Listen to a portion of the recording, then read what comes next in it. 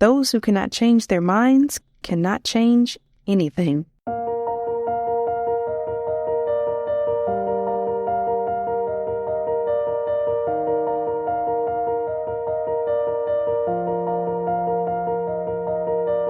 Welcome to 7 Minutes for Yourself. I'm Christina Aina, and I'm so glad you've joined me for what I believe will be 7 of the most enriching minutes of your day. Let's take this time to reconnect with ourselves and improve our well-being. In today's episode of 7 Minutes for Yourself, we discuss 8 practical steps to use for self-improvement. Have a listen.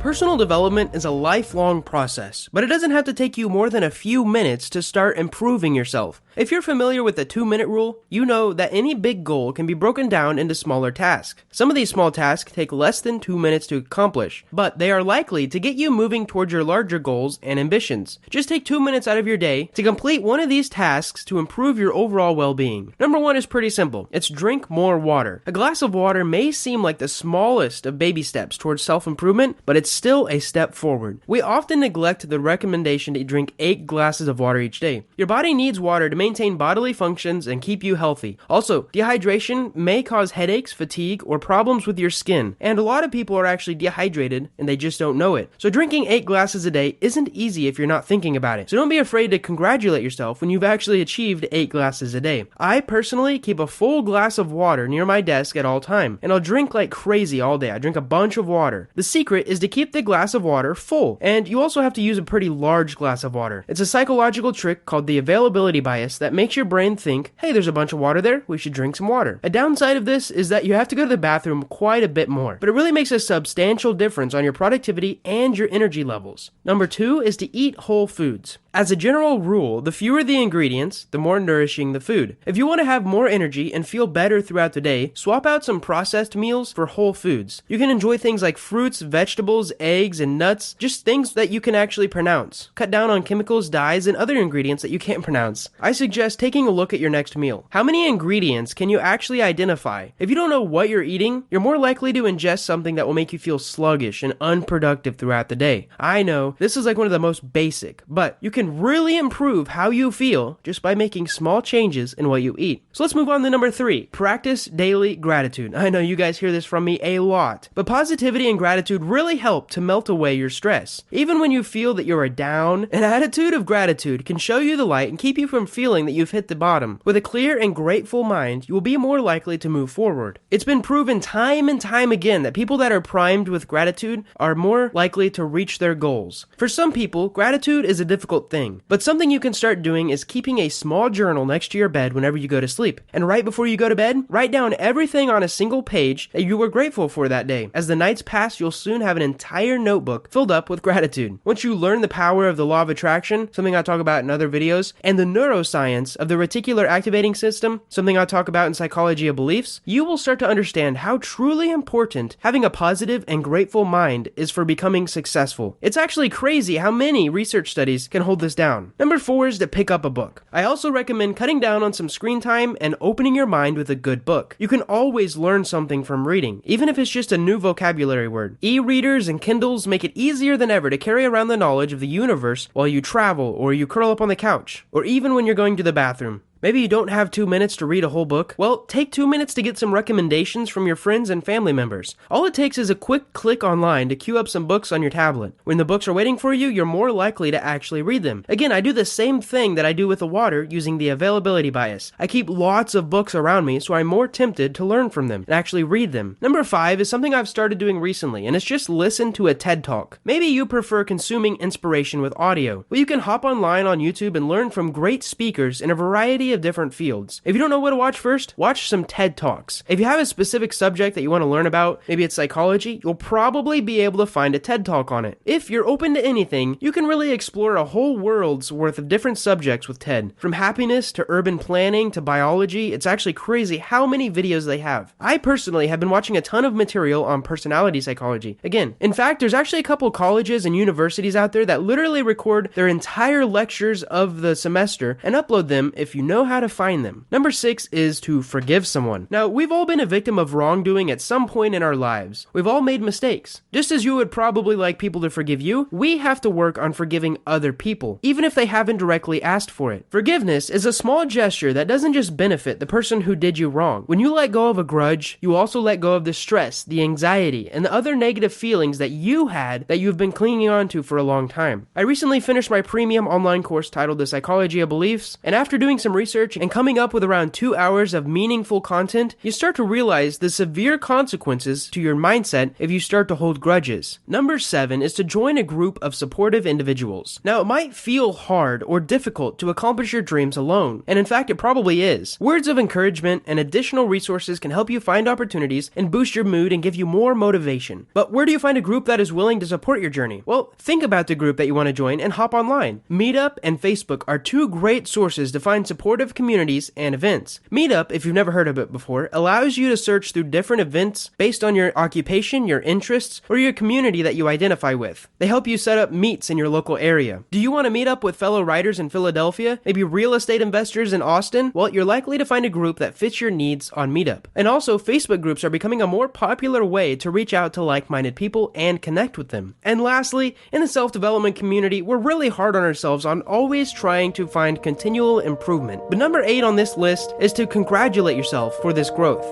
That concludes today's episode of 7 Minutes for Yourself. Please take a moment to rate and review the show on Apple Podcasts. Today and every day with your kiddo is a gift. Enjoy it. Thanks for tuning in.